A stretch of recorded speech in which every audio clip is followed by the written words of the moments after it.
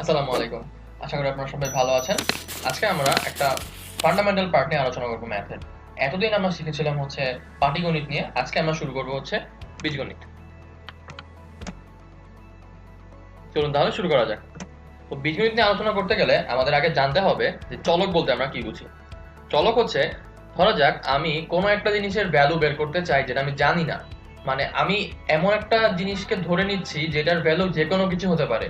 যেমন ধরা যাক আমাকে বের করতে বললো যে আমার একটা ফ্রেন্ড, ওর নাম হচ্ছে ধরা যাক রাশেদ, রাশেদের কাছে 5 টাকা আছে, আর আমার আর রাশেদের টাকা মিলে হচ্ছে দুজনের 12 টাকা আছে।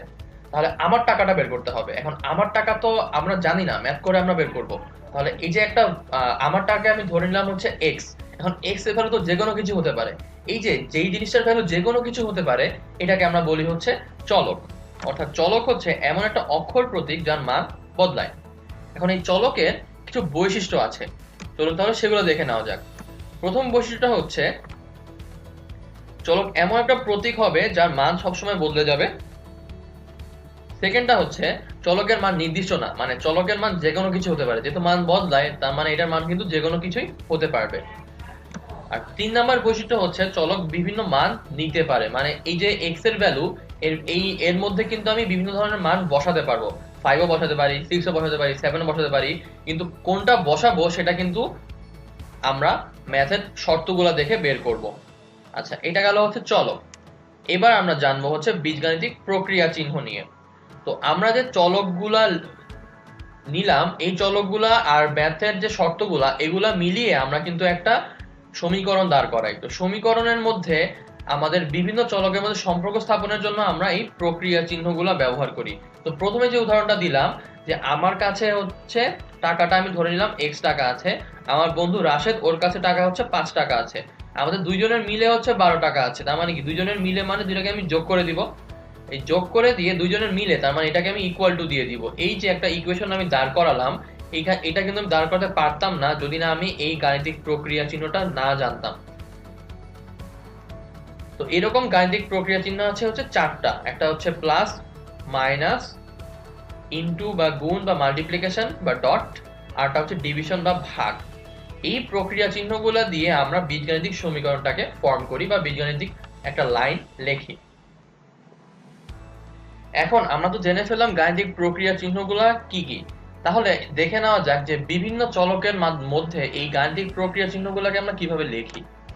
তো ধরা যাক দুইটা চলক, একটা হচ্ছে আমার এক্স, একটা হচ্ছে আমার ওয়াই।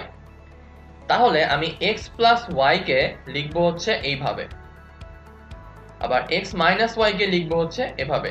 কারণ এক্স ইন্টু ওয়াই কে আমরা বিভিন্নভাবে লিখতে পারি। একটা হচ্ছে এক্স এভাবে মাঝখানে গুণ চিহ্ন দিয়ে ওয়াই, একটা হচ্ছে মাঝখানে ডট দিয়ে ওয়াই, আরটা আমি কিছুই দিব না, দুইটাকে পাশাপাশি লিখবো। দুইটাকে পাশাপাশি লিখলেও সেটা কিন্তু আমার আসলে গুণই বুঝাবে। এখন এই যে এক্স এক্স ওয়াই মানে এক্স গুণন ওয়াই, এই ক্ষেত্রে কিন্তু গুণ চিহ্নটা আর এক্সটা একই রকম দেখায়। তো আমরা কিন্তু এটাকে প্রিফার করি না। আমরা যখন এক্স আর ওয়াই কে লিখি তখন এই কারণে বেশিরভাগ সময় এক্স ডট ওয়াই লিখি, না হলে এক্স ওয়াই লিখি। তো এইটা হচ্ছে আমাদের মোস্ট প্রিফার্ড দুইটা ওয়ে গুণ বোঝানোর জন্য। আচ্ছা, এবার হচ্ছে ডিভিশনের ক্ষেত্রে বা ভাগের ক্ষেত্রে। তো এক্স ভাগ ওয়াই কে ভাগ চিহ্ন দিয়ে লেখা যায়, এক্স বাই ওয়াই লেখা যায়, বা এক্স ওভার ওয়াই লেখা যায়। তো আমরা এই তিন ভাবেই এই ডিভিশনটাকে লিখতে পারি। তাহলে আমরা গাণিতিক প্রক্রিয়া চিহ্নগুলো কিভাবে লিখতে পারি সেটা আসলে বুঝতে পারলাম। তারপর এখন আমরা শিখবো হচ্ছে সহগ নিয়ে। তো আমরা তো চলক কি সেটা বুঝতে পারলাম। চলক হচ্ছে এমন একটা ভ্যালু যেটার মান সবসময় বদলে যাবে এবং এটা আমরা অজানা জিনিসকে ধরে নিব। তো এই অজানা জিনিস যদি এরকম হতো যে, আবার যদি আগের উদাহরণটায় ফিরে যাই, যে আমার টাকাটা আমি জানি না, আমার বন্ধু রাশেদ ওর টাকা আছে হচ্ছে 5 টাকা। তো ধরে নিলাম আমার বন্ধুর টাকা আছে হচ্ছে 5 টাকা। এখন আমার আর আমার বন্ধুর টাকার মধ্যে সম্পর্কটা হচ্ছে আমার টাকা আমার বন্ধুর টাকার 3 গুণ। তাহলে আমার বন্ধুর টাকা হচ্ছে 5, এর সঙ্গে 3 গুণ করলে আমার আসে 3 গুণন 5। তো আমি যদি এই 5টা বন্ধুর টাকাকে আমি ধরে নিতাম যদি এক্স, তাহলে আমি কি লিখতাম 3x। এই যে এই 3টা লিখলাম, এই 3টাই হচ্ছে সহগ। তার মানে সহগ হচ্ছে চলকের সাথে গুণ অবস্থায় যা থাকে সেটাই হচ্ছে আমার সহগ। তার মানে আমি যদি এরকম লিখি 3x, এই 3টাই হচ্ছে আমার সহগ আর xটা হচ্ছে আমার চলক। এখন সাধারণত আমরা চলকের বাম সাইডেই সহগটাকে লিখি। এছাড়াও আর কি কি উপায়ে আমরা 3x কে লিখতে পারি সেটা দেখে নেওয়া যাক। তো এটাকে আমরা লিখতে পারি হচ্ছে x গুণন 3, x ইনটু 3 আর 3x, কিন্তু কখনোই কিন্তু x3 লিখতে পারবো না। এটা সাধারণত লেখা হয় না কারণ এটা মিস ইন্টারপ্রেটেড হয়। কারণ যদি এরকম হইলো যে x3 আর এখানে লিখলাম হচ্ছে y, তাহলে আমরা বাই ডিফল্ট কিন্তু বুঝে নেই এই 3টা কিন্তু x এর সাথে নাই, এটা y এর সাথে আছে। এই কারণে পড়ার সুবিধার জন্য ইউনিভার্সালি আমরা সহগকে সবসময় চলকের বাম সাইডে লিখব। তার মানে এইটা মানে হচ্ছে 3x, এইটা মানে হচ্ছে 3y, দুটাকে যদি একসাথে লিখি তাহলে লিখবো 3xy, তার মানে এটা এটার সহগ। এখন 3xy এইখানে কিন্তু আরো কিছু জিনিস কনসিডারেবল, সেটা আমরা সামনে শিখব। ওকে, সামনে আগানো যাক। এখন এই সহগটাকে আমরা দুই ভাগে ভাগ করতে পারি, একটা হচ্ছে আক্ষরিক সহগ আর একটা হচ্ছে সাংখ্যিক সহগ। আক্ষরিক সহগটা হচ্ছে আমরা চলকের সাথে কোনো অক্ষরকে যদি সহগ হিসাবে কল্পনা করি। এখন এগুলা কখন হয়? যখন হচ্ছে আমরা কোনো একটা বীজগাণিতিক সমীকরণকে ওই সহগ দিয়ে সলভ করতে চাই। তো আমরা সাধারণত XYZ বা অ্যালফাবেটের লাস্টের দিকে যে অ্যালফাবেটগুলা সেগুলাকে হচ্ছে আমরা ধরে নেই চলক, আর শুরুর দিকের অ্যালফাবেটগুলা সেগুলোকে আমরা ধরে নিই সাংখ্যিক সহগ সাধারণত। এটা কিন্তু সবসময়ের জন্য প্রযোজ্য না। আর সাংখ্যিক সহগ তো আমরা শিখেই আসলাম যে কোনো চলকের বাম সাইডে যেই সংখ্যাগুলো থাকে তারা হচ্ছে আমার সাংখ্যিক সহগ। আচ্ছা, এবার আমরা শিখবো হচ্ছে পদ নিয়ে। তো এই যে বলেছিলাম যে 3xy, এই ব্যাপারটা কিন্তু আলাদা একটা টার্ম মিন করে, সেটাই হচ্ছে আমার পদ। অর্থাৎ পদ হচ্ছে সহগ এবং চলকের সমন্বয়ে যেই গঠিত জিনিসটা। অর্থাৎ আমরা যে 3x লিখেছিলাম, এখানে 3টা হচ্ছে আমার সহগ, xটা হচ্ছে আমার চলক, কিন্তু 3x অ্যাজ এ হোল এটা হচ্ছে আমার একটা পদ। একইভাবে yটা হচ্ছে আমার চলক, 5টা হচ্ছে আমার সহগ, আর এই 5y অ্যাজ এ হোল একটা পদ। এখন যদি এরকম হতো যে y এর সাথে আরো কয়েকটা সহগ গুণ আকারে আছে, তাহলে কি আমার পদের সংখ্যা বেড়ে যেত? না, যতগুলা জিনিস গুণ আকারে থাকবে সবগুলা মিলে একটাই পদ হয়।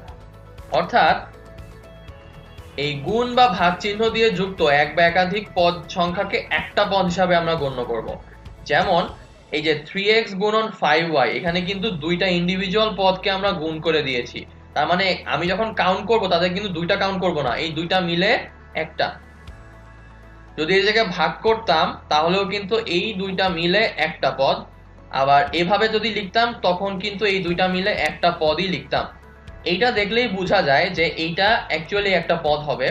প্রবলেম হয় হচ্ছে যদি আমরা এদেরকে দুইটা আলাদা আলাদা ভাবে দুইটা পাশে লিখি, তাহলে কিন্তু আমাদের বুঝতে একটু অসুবিধা হয়। তাহলে এই ব্যাপারটা একটু আমাদের খেয়াল রাখতে হবে যে যদি আমাকে কখনো কোশ্চেন আসে যে এই সমীকরণটার মধ্যে বা এই রাশিটার মধ্যে কি কি পদ আছে বা কয়টা পদ আছে, তখন কিন্তু আমাদের খেয়াল করতে হবে যে কোনোটা গুণ চিহ্ন দিয়ে বা ভাগ চিহ্ন দিয়ে যোগ করা আছে কি না। তার মানে গুণ চিহ্ন বা ভাগ চিহ্ন দিয়ে কয়েকটা পদ যদি যুক্ত থাকে তারা মিলে কিন্তু একটা পদ হিসাবে করেসপন্ড করবে। এখন আরো যদি ইজি করে বলি, তার মানে হচ্ছে আমার প্লাস মাইনাস চিহ্নের উপর ডিপেন্ড করছে পদের সংখ্যাগুলা। প্লাসের বামে ডানে দুইটা পদ থাকবে, কিন্তু গুণ চিহ্নের বামে ডানে মিলেই একটা পদ হবে, বা ভাগ চিহ্নের বামে ডানে মিলে একটাই পদ হবে। তারপর তাহলে এই কোশ্চেনটা একটু দেখি আমরা। এখানে বলেছে x plus 4x into 7 plus 3y divided by 5, এখানে কয়টা পদ আছে? তাহলে আমরা দেখতে পাচ্ছি যে এইটার মধ্যে এইখানে একটা গুণ চিহ্ন আছে, তার মানে গুণ চিহ্নের বামেরটা আর ডানেরটা মিলে কিন্তু একটাই। আবার এখানে একটা ভাগ চিহ্ন আছে, তার মানে ভাগ চিহ্নের এই বামেরটা আর ডানেরটা মিলে কিন্তু একটা পদ হিসাবে করেসপন্ড করবে। তার মানে আমার এইখানে পদ হবে হচ্ছে এইটা একটা পদ, এইটা একটা পদ, আর x একা একটা পদ। তাহলে আমার পদ সংখ্যা হচ্ছে 1 + 1 + 1 = 3টা। পরেরটা দেখি। এবার আমরা শিখব হচ্ছে রাশি সম্পর্কে। তো আমরা এতক্ষণ শিখে আসলাম সহগ, চলক, পদ। রাশি হচ্ছে কতগুলা পদকে যোগ করে আমরা যেটা পাই, অর্থাৎ আমরা কতগুলা পদকে যোগ বা বিয়োগ করে একটা যে লাইন লিখব, এই লাইনটাই হচ্ছে রাশি। যদি আমি সংজ্ঞা আকারে বলি তাহলে রাশি বলতে বোঝায় এক বা একাধিক পদ মিলে যেটা গঠিত হয়। যেমন এখানে দুইটা আলাদা আলাদা পদ আমরা নিয়েছি, 3x আর 5y। এখন এই দুইটা আলাদা আলাদা পদ, এদের মধ্যে আমি যদি একটা গাণিতিক প্রক্রিয়া চিহ্ন দিয়ে দেই, যে কোনো গাণিতিক প্রক্রিয়া চিহ্ন, তাহলে কিন্তু এইটা মিলে একটা রাশি হয়ে যাবে। যেমন আমি এখানে হচ্ছে যোগ চিহ্ন দিয়ে দিয়েছি, তার মানে এটা হচ্ছে আমার একটা রাশি। এইখানে হচ্ছে এই একটা আলাদা পদ, এই একটা আলাদা পদ, এই একটা আলাদা পদ, এদের মধ্যে আমি যখন যোগ আর বিয়োগ চিহ্নটা ইনক্লুড করে দিলাম, তখন এইটা অ্যাজ এ হোল আমাকে একটা রাশি বলবো। তার মানে একাধিক পদকে আমি যোগ অথবা বিয়োগ চিহ্ন দিয়ে যুক্ত করে দিলেই আমরা সেটা রাশি পাবো একটা। তার মানে আমার যোগ আর বিয়োগ চিহ্ন দিয়ে আমরা বুঝতে পারি এই টোটালটা একটা রাশি, আর যোগ আর বিয়োগ চিহ্ন দিয়ে আমরা পদগুলাকে একসাথে করি, কিন্তু গুণ আর ভাগ চিহ্ন মিলে কিন্তু একটাই মাত্র পদ হয়। এখন এবার আমরা একটা ইন্টারেস্টিং জিনিস শিখবো, সেটা হচ্ছে এই যে আমরা এতক্ষণ দেখছিলাম যে কয়েকটা পদ মিলে একটা করে রাশি হয়, তাহলে একটা পদ মিলে কি রাশি হতে পারে না? হ্যাঁ পারে। একা একটা পদ মিলে যেই রাশিটা হয় সেটা হচ্ছে আমার এক পদী রাশি, আর একাধিক পদ যোগ বা বিয়োগ চিহ্নের মাধ্যমে যুক্ত থাকলে সেটা হয় আমার বহুপদী রাশি। এই বহুপদী রাশি আমরা অনেক সময় অনেক জায়গায় ব্যবহার করব, এবং এই বহুপদী নিয়ে আমরা ফার্দার পরে আলোচনা করব। তাহলে আমরা কিন্তু এটা বুঝতে পারছি যে একটা পদ একটা রাশি হতে পারে, একাধিক পদ মিলে একটা রাশি হতে পারে, আবার একটা পদ মিলেও রাশি হতে পারে। তারপর এবার আমরা বীজগাণিতিক রাশি যোগ এবং বিয়োগ শিখব। তো বীজগাণিতিক রাশি ধরা যাক আমি নিলাম র্যান্ডমলি 3x, তাহলে এই রাশিটা আর আরেকটা রাশি নিলাম ধরা যাক র্যান্ডমলি 4y।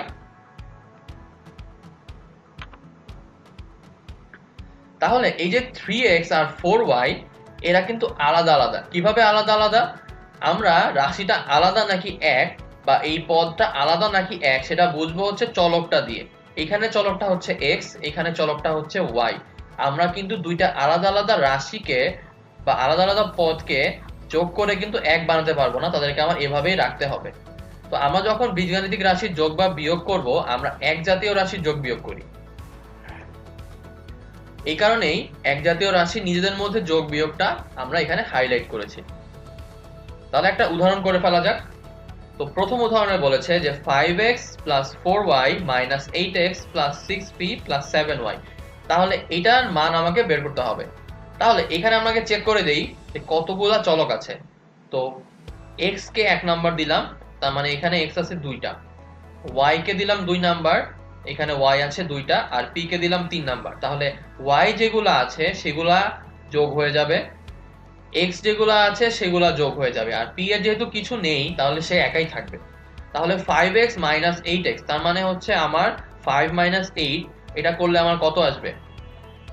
আচ্ছা, এখানে একটা বিষয় আমাদের মাথায় রাখতে হবে, সেটা হচ্ছে যে আমরা যখন 5 - 8 করব, তখন হচ্ছে আমার বড়টা আগের চিহ্নটা গভর্ন করবে। যখন আমরা যোগ বিয়োগ করি তখন হচ্ছে আমরা চিহ্ন সহ যোগ বিয়োগ করি। 5 এর আগে আছে হচ্ছে প্লাস, আর 8 এর আগে আছে হচ্ছে মাইনাস। তার মানে আমরা আসলে 8 এর থেকে 5ই বিয়োগ করব, কিন্তু যেহেতু আমার 8 সংখ্যাটা 5 এর চেয়ে বড়, তাহলে এই বড়টার আগের চিহ্নটা আমরা এখানে বসিয়ে দিব। তাহলে 8 এর থেকে 5 বিয়োগ করলে আমার কত আসে? 3। তাহলে আমার অ্যান্সারটা আসবে হচ্ছে -3, কারণ 8 এর সামনে আছে হচ্ছে মাইনাস। তাহলে এই যে 5x - 8x, এখান থেকে আমরা পাই হচ্ছে -3x। একইভাবে +4y + 7y, এখানে কিন্তু দুইটার সামনেই চিহ্ন হচ্ছে প্লাস, তার মানে আমরা এটাকে আসলে প্লাস করে দিব। তাহলে বর্ডার আগে চিহ্ন প্লাস আছে, প্লাস 7 + 4 মানে হচ্ছে 11y। আর এখানে 6p একা ছিল, সে কিন্তু একাই থাকবে। তাহলে আমার উত্তরটা আসবে -3x + 11y + 6p। আশা করি আমরা চলকের যোগ বিয়োগটা বুঝতে পেরেছি। আরেকটা উদাহরণ করা যাক। আচ্ছা, এই উদাহরণটায় আমরা একটা স্পেশাল জিনিস দেখতে পাচ্ছি, সেটা হচ্ছে আগে তো আমরা শুধুমাত্র x কে নিয়েছিলাম, এখানে কিন্তু x এর উপর একটা স্কয়ারও দিয়ে দিয়েছে। তাহলে আমরা কিন্তু এই x স্কয়ারকে আলাদা বিবেচনা করব, কারণ এ কিন্তু x এর মতো না। তাহলে এটা এখন একটা ইন্ডিভিজুয়াল পদ, এটা একটা ইন্ডিভিজুয়াল পদ, y আলাদা ইন্ডিভিজুয়াল পদ, এটাকে আমরা 2 নাম্বার দিলাম। আচ্ছা, আমি নাম্বারিংটা অন্য আরেকভাবে করি, তাহলে আপনাদের বুঝতে সুবিধা হবে। যেহেতু ইন্ডিভিজুয়াল পদ হচ্ছে, তাহলে এইগুলাকে আলাদা আলাদা ভাবেই নাম্বারিং করি আমরা। তাহলে এটা একটা ইন্ডিভিজুয়াল পদ, এটা একটা ইন্ডিভিজুয়াল পদ, এটা একটা ইন্ডিভিজুয়াল পদ, এটা ওই 3 নাম্বারের মতোই, আর এটা হচ্ছে 4 নাম্বার আরেকটা ইন্ডিভিজুয়াল পদ। তাহলে ইন্ডিভিজুয়াল পদগুলোকে লিখে ফেলি 5x² - 8x + 6p। এগুলো তো চেঞ্জ হচ্ছে না, চেঞ্জ হবে তাহলে কোনটা? এই 4y আর হচ্ছে এই 7y। তাহলে 4y এর আগের চিহ্ন প্লাস, 7y এর আগের চিহ্ন প্লাস, তাহলে আমরা কি করব? যোগ করে দিব। তাহলে যোগ করলাম, যোগ করে আমার আসলো 11y। এখন সামনে বড়টার সামনের চিহ্ন প্লাস, তাহলে আমি প্লাসই বসালাম। তাহলে আমার উত্তরটা আসবে হচ্ছে +11y। তার মানে answer 5x² - 8x + 6p + 11y। এইটাই হচ্ছে আমার এটার অ্যানসার। আশা করি আমরা ম্যাথটা বুঝতে পেরেছি।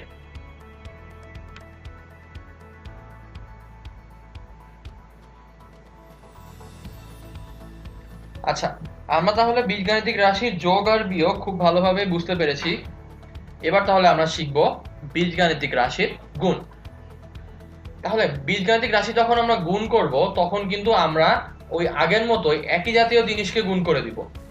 তাহলে এখানে আমরা দেখতে পাচ্ছি যে বিয়োগ চিহ্নের আগে একটা পদ, এখানে একটা পদ, আর এখানে আলাদা একটা পদ।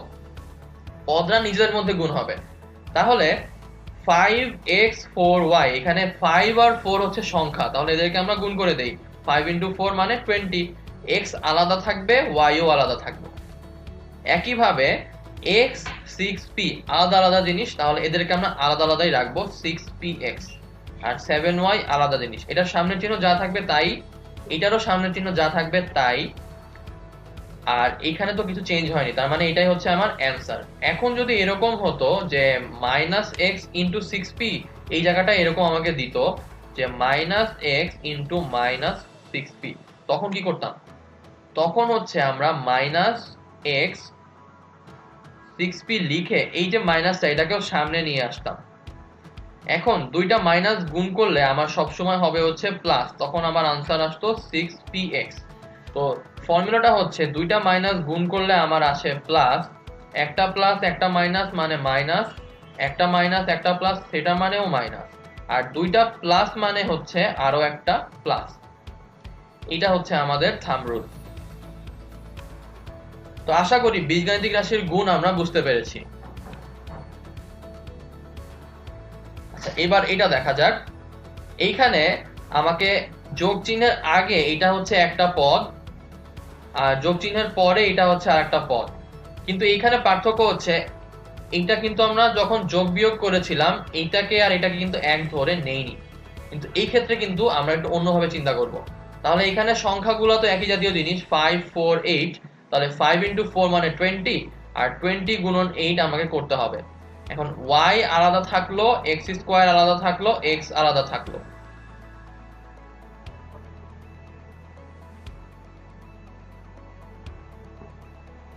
প্লাস 6 আর 7 গুণ করলে আমার আসে 42, p আলাদা, y আলাদা। এখন এইখানে লক্ষণীয় বিষয় হচ্ছে এইটুকু আমি আবার গুণ করে ফেলবো, তাহলে আমার আসবে হচ্ছে 160, y থেকে গেল।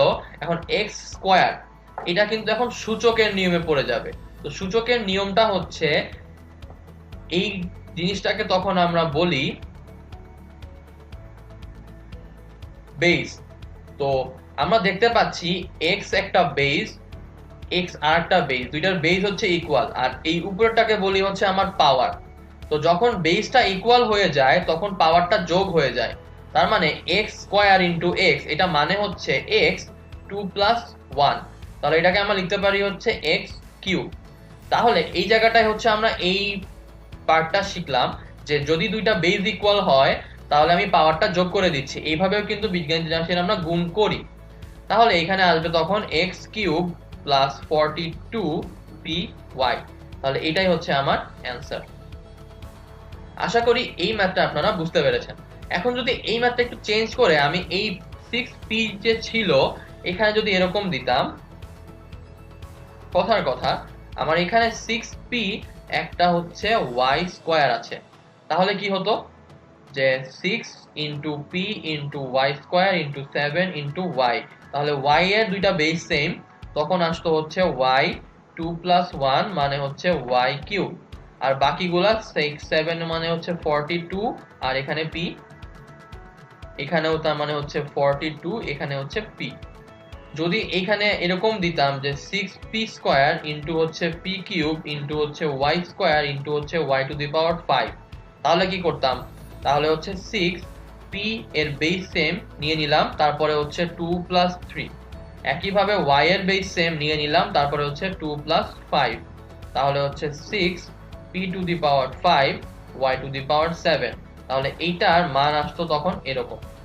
তাহলে আশা করি আমাকে যদি পাওয়ার নিয়ে কোনো কিছু বলে গুণ করতে, তখন আমরা গুণ করতে পারবো।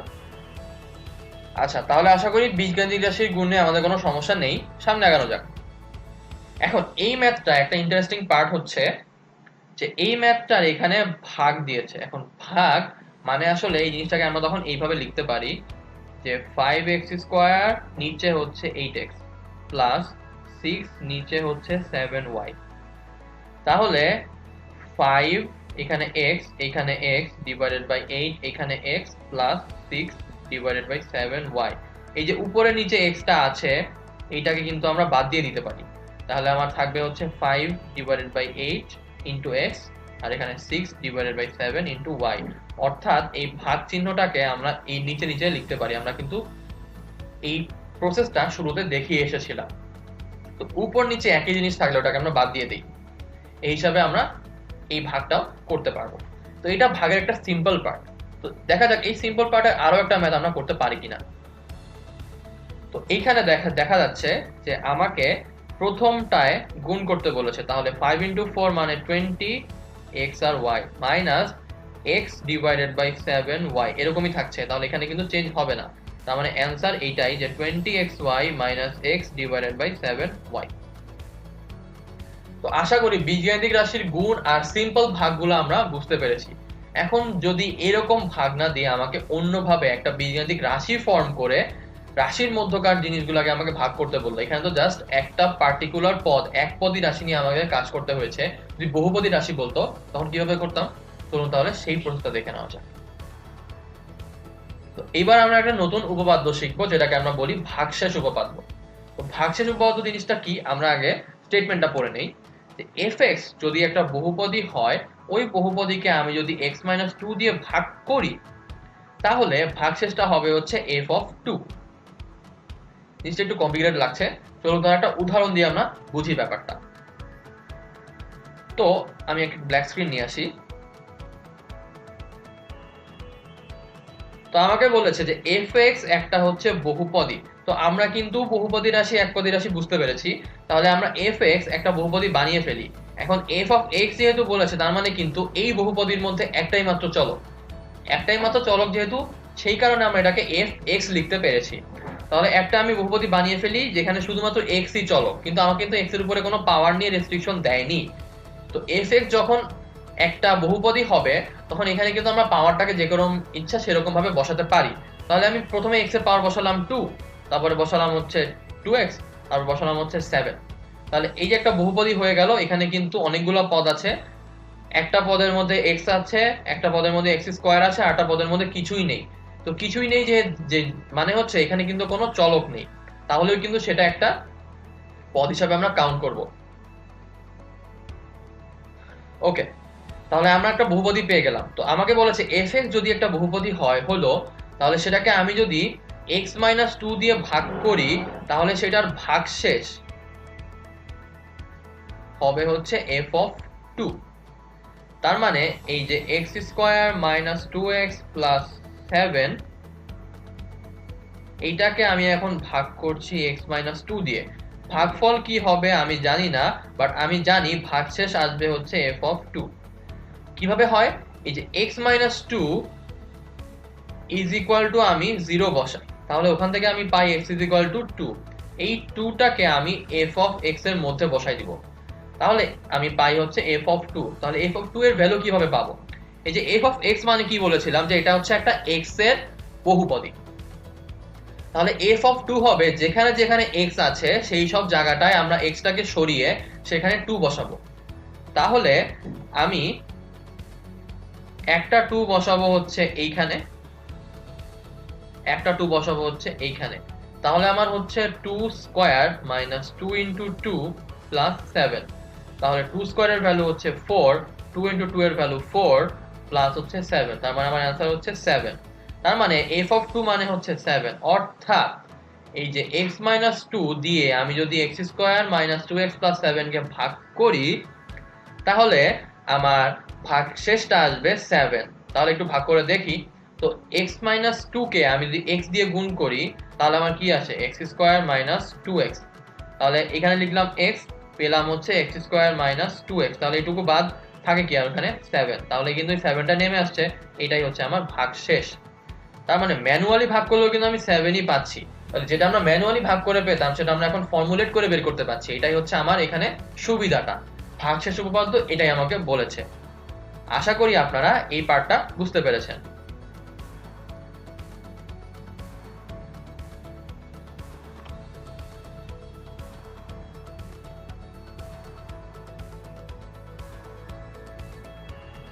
ওকে, এবার আমরা শিখবো হচ্ছে আরো একটা উপপাদ্য, সেটা হচ্ছে উৎপাদক উপপাদ্য। তাহলে এটা স্টেটমেন্টে বলেছে যে f(x) একটা বহুপদী, এই বহুপদীটার যদি x-2 দিয়ে নিঃশেষে বিভাজ্য হয়, তার মানে হচ্ছে এখানে কোনো ভাগশেষ থাকবে না, তাহলে আমি বলতে পারবো যে f(2) = 0। তো f(2) কিন্তু আগে ছিল হচ্ছে কি ভাগশেষ ছিল না, তাহলে নিঃশেষে বিভাজ্য হলে ভাগশেষ তো 0 হবেই। তাহলে এটাই হচ্ছে আমার উৎপাদক উপপাদ্য। আশা করি আমরা ভাগশেষ উপপাদ্য আর উৎপাদক উপপাদ্য দুইটা বুঝতে পেরেছি। তাহলে এটা ম্যাথে কিভাবে অ্যাপ্লাই করব চলুন সেটা দেখে নেওয়া যাক। আচ্ছা, এখানে বলেছে যে x² - 4 এটাকে আমি x + 2 দিয়ে ভাগ করলে ভাগফল কত হবে।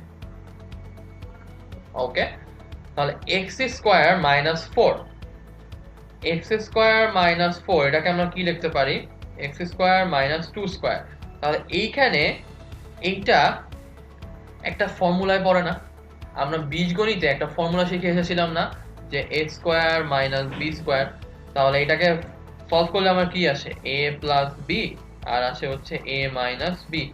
তাহলে এখানে আমার হচ্ছে x² - 2², এর জায়গায় বসাবো x, b এর জায়গায় বসাবো হচ্ছে 2। তাহলে আমার আসবে x + 2, আমার আসবে হচ্ছে x - 2।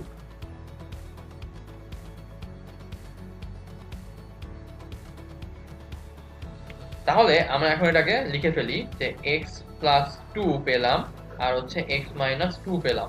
তাহলে আমি যদি এখন লিখি x² - 4 ডিভাইডেড বাই x + 2, তার মানে অ্যাকচুয়ালি কি লিখছি যে x + 2 x - 2 divided by x + 2। উপর নিচে একই জিনিস আছে, আমরা তাহলে কি করব কাটাকাটি করে দিব। তাহলে আমার থাকে কি x - 2। তার মানে এই যে x² - 4 কে আমি যদি x + 2 দিয়ে ভাগ করি আমার অ্যানসারটা আসবে হচ্ছে এই x - 2।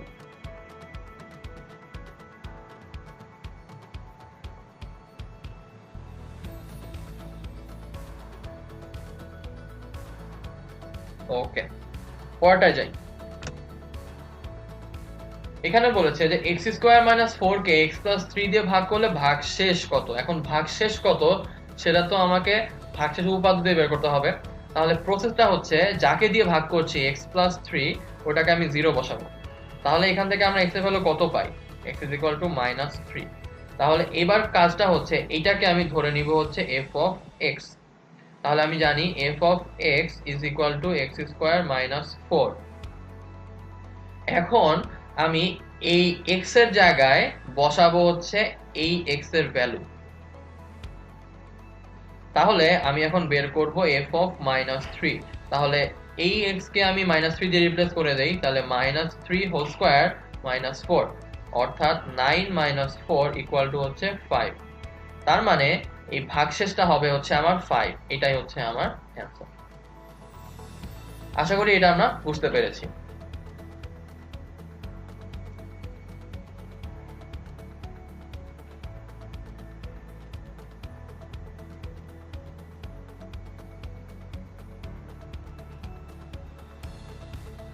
আশা করি এটা আমরা বুঝতে পেরেছি। এখন এর পরেরটা আমাকে একই ম্যাথ, খালি একটু যাকে ভাগ করব তাকে একটু চেঞ্জ করে দিয়েছে। তাহলে একই ভাবে এটাকে আমরা ধরবো হচ্ছে ফাংশন অফ x, আর এইটাকে আমি বসাবো হচ্ছে 0। তাহলে x + 3 = 0। এখান থেকে আমরা পাই x = -3। তাহলে ফাংশন অফ x আমরা জানি x² - 4x + 20। তাহলে আমি এখন বের করব হচ্ছে ফাংশন অফ -3। তাহলে -3 হোল স্কয়ার -4 * -3 + 20। তাহলে -3 হোল স্কয়ার মানে 9, আর এই যে মাইনাস আর মাইনাস গুণ করলে কি হবে, দুইটা মাইনাসে প্লাস হয়, তাহলে +4, তারপরে হচ্ছে +20। তাহলে হচ্ছে 9 + 4 মানে হচ্ছে আমার 13 + 20, তার মানে হচ্ছে আমার 33। তাহলে আমার ভাগশেষ আসছে 33।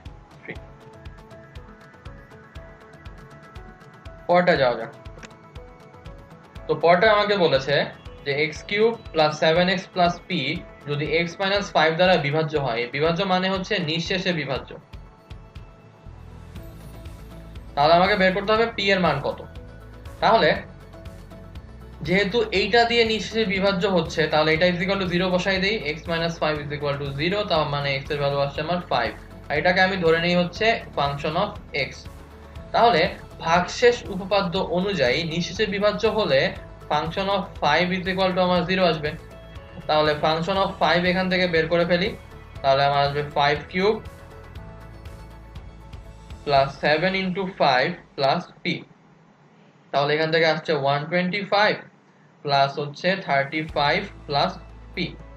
তাহলে 125 আর 5 এ 130, 130 আর 30 তে আসছে আমার 160 প্লাস p। প্রশ্ন মতে এই 160 প্লাস p = 0। তাহলে p এর ভ্যালু আসছে -160, তার মানে আমার অ্যানসার হচ্ছে 2 নাম্বারটা। আশা করি আমরা ম্যাথটা বুঝতে পেরেছি। পরটা আমাকে বলেছে যে x² - 3x - 2 কে আমি x + 1 দিয়ে ভাগ করলে ভাগশেষ কত হবে।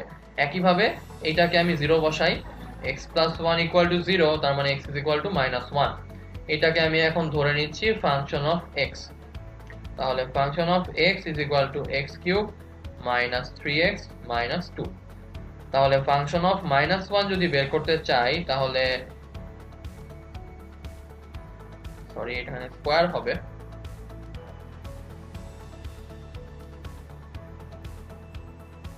স্কয়ার।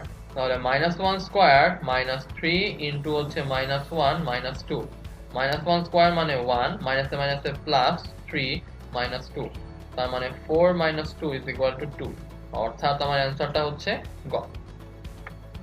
আশা করি ম্যাথটা আমরা বুঝতে পেরেছি। সামনেরটা যাওয়া যাক।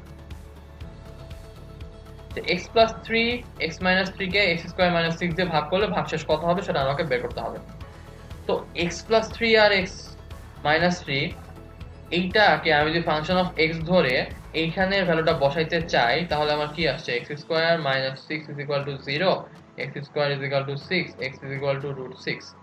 √6 বসালে আমার আসছে হচ্ছে √6 + 3, আর এটা আসছে হচ্ছে √6 - 3। তাহলে √6 হোল স্কয়ার -3 হোল স্কয়ার, তাহলে আমার আসছে 6 স্কয়ার, সরি 6 √6 স্কয়ার মাইনাস হচ্ছে 9, তার মানে আমার আসছে হচ্ছে 6 - 9 অর্থাৎ -3। তাহলে আমার অ্যানসার হচ্ছে এইটা। এখন এই ম্যাথটাকে আমরা কিন্তু অন্যভাবে করতে পারতাম। কিভাবে, যে x² - 6 এটাকে আমি ভাগ এটা দিয়ে আমি ভাগ করব, কাকে ভাগ করব, x প্লাস 3 x মাইনাস 3 কে। এটাকে অ্যাকচুয়ালি আমার কি আসে, x স্কয়ার মাইনাস 9 আসে। তাহলে এখানে লিখলাম x স্কয়ার মাইনাস 9, তাহলে একবার গেলে আমার কি আসে, x স্কয়ার মাইনাস 6। আমি যদি এখন এটাকে বিয়োগ করে দেই তাহলে আমার কি আসে, মাইনাস 3। এটা কিন্তু এভাবে আমরা করতে পারতাম। তাহলে দুই প্রসেসই আমরা দেখে নিলাম কিভাবে কিভাবে ম্যাথটা করা যায়। তো আশা করি আমরা ম্যাথটা বুঝতে পেরেছি। সামনেরটায় যাওয়া যাক। আচ্ছা, এটা হচ্ছে একটা মান নির্ণয়ের ম্যাথ। আচ্ছা, এই ম্যাথটা আমাকে বলেছে যে এটার ভ্যালু আমাকে বের করতে হবে। তাহলে এটাকে আমরা লিখি a minus a minus a minus a minus 1 এটা। তাহলে এই মাইনাসটাকে যদি ফার্স্টে সিস্টেম দেই তাহলে আমার আসে মাইনাস a প্লাস 1, আর বাকিগুলো আগের মতোই।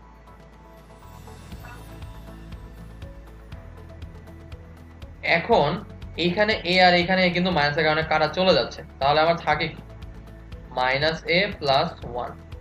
এখন এই মাইনাসের কারণে এটাও কিন্তু চেঞ্জ হয়ে যাবে, তাহলে a প্লাস a, আর এই মাইনাসের কারণে এই প্লাস চেঞ্জ হয়ে কি হবে, মাইনাস 1। তাহলে আমার অ্যান্সারটা হচ্ছে 2a মাইনাস 1। তাহলে আমি একটাকে টিক দিতে পারতাম যদি এখানে আমার মাইনাস 1 থাকতো। তাহলে আমার অ্যান্সারটা হচ্ছে 2a মাইনাস 1। আশা করি আমরা ম্যাথটা বুঝতে পেরেছি। পরেরটায় যাই। আচ্ছা, পরের ম্যাথটা একটা অন্য ধাঁচের ম্যাথ। এখানে বলেছে কমপক্ষে যতগুলো ক্রমিক পূর্ণ সংখ্যা নিলে তার গুণফল অবশ্যই 5040 আসবে বা 5040 দ্বারা বিভাজ্য হবে। তো কমপক্ষে যেহেতু বলেছে, তার মানে এটা অ্যাকচুয়ালি অন্যভাবে আমাকে চিন্তা করতে হবে। আমরা হচ্ছে 1 2 3 4 5 6 7 8 9 10 এগুলো হচ্ছে আমার পূর্ণ সংখ্যা, ক্রমিক পূর্ণ সংখ্যা। এখন আমরা কিন্তু মাইনাস গুলাও নিতে পারতাম, -1 -2 -3 এরকম মাইনাস গুলাও নিতে পারতাম। তো আমাকে যেহেতু কম পক্ষে চেয়েছে, আমি শুধুমাত্র প্লাসেরটা নিয়েই কনসিডার করছি। তাহলে 1 আর 2 গুণ করলে হয় 2, 2 আর 3 গুণ করলে হয় 6, 6 আর 4 গুণ করলে 24, 24 আর 5 গুণ করলে 120, 120 আর 6 গুণ করলে আমার আসে হচ্ছে 720, 720 আর 7 গুণ করলে আমার আসে হচ্ছে 5040।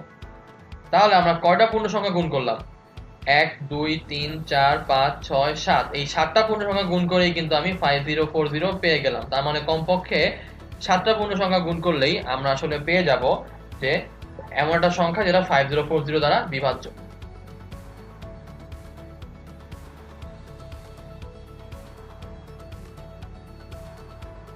পরেরটায় যাই। এরপরটা আমাকে বলেছে x বাই y এর সাথে কত যোগ করলে যোগফল 2y বাই x হবে। তার মানে আমি যোগফলটা জানি 2y বাই x, আমাকে বের করতে হবে x বাই y প্লাস একটা জিনিস। তাহলে এই কোশ্চেন মার্কের ভ্যালু কিরকম আসবে, আমি যদি পক্ষান্তর করে দেই এটা, তার মানে 2y square minus x square divided by xy। তার মানে আমার অ্যান্সার হচ্ছে এটা। আশা করি আমরা ম্যাথটা বুঝতে পেরেছি। চলুন তাহলে সামনে আগাই। এবার আমরা করব হচ্ছে মান নির্ণয়, অর্থাৎ আমরা এখন মানগুলো বসিয়ে দিব। তাহলে আমাকে বলে দেওয়া আছে a এর মান হচ্ছে 8, b এর মান হচ্ছে 6, x এর মান হচ্ছে হাফ, y এর মান হচ্ছে 1/4। তাহলে আমাকে এই রাশিটার মান বের করতে হবে। তাহলে ax plus 2b minus 2xy, a এর মান হচ্ছে 8, x এর মান হচ্ছে হাফ গুণাকারে, প্লাস 2 বসছে, b এর মান হচ্ছে 6 মাইনাস 2 বসে গেল, a এর মান হচ্ছে হাফ, x এর মান হচ্ছে হাফ, আর y এর মান হচ্ছে আমার 4। তাহলে হাফ ইনটু 8 মানে হচ্ছে 4, 2 ইনটু 6 মানে 12, মাইনাস 2 ইনটু হাফ মানে 1, আর মাইনাস 4। তাহলে আমার অ্যান্সার আসছে 12, অর্থাৎ অ্যান্সার হচ্ছে প্রথমটা। আশা করি মান নির্ণয় আমরা বুঝতে পেরেছি। আরটা করা যাক। তো এইখানে বলেছে যে a is equal to 2, b is equal to 3 হলে 2a plus 4b এর সাথে 2a square plus a minus b যোগ করলে যোগফলটা কত হবে। এখানে বলেছে a is equal to 2 R b is equal to 3 হলে 2a plus 4b এর সাথে 2a square plus a minus b যোগ করলে যোগফল কত হবে। তাহলে এটাকে আগে আমরা যোগ করে ফেলি। তাহলে 2a plus 4b plus 2a square plus a minus b, এটা আলাদা আর এরা হচ্ছে একই ধাঁচের। তাহলে 2a আর a যোগ করলে কত হয়, 3a, 4b আর b বিয়োগ করলে কত হয়, 3b। এখন এখানে মাইনাস হবে না প্লাস হবে? বড়টার আগে চিহ্ন কি প্লাস, না মানে আমার কিন্তু প্লাসই হবে, প্লাস 2a²। এবার মানটা বসিয়ে দেই। 3a এর মান হচ্ছে 2 প্লাস 3b এর মান হচ্ছে 3 প্লাস 2a² মানে a দুইবার, তাহলে হচ্ছে 2 ইন্টু 2। তাহলে আমার আসছে 3 ইন্টু 2 মানে 6, 3 ইন্টু 3 মানে 9, আর 2 ইন্টু 2 ইন্টু 2 মানে হচ্ছে 8। তাহলে 9 প্লাস 6 মানে 15, আর 15 আর 8 মানে হচ্ছে আমার 23। তাহলে অ্যান্সার হচ্ছে 23।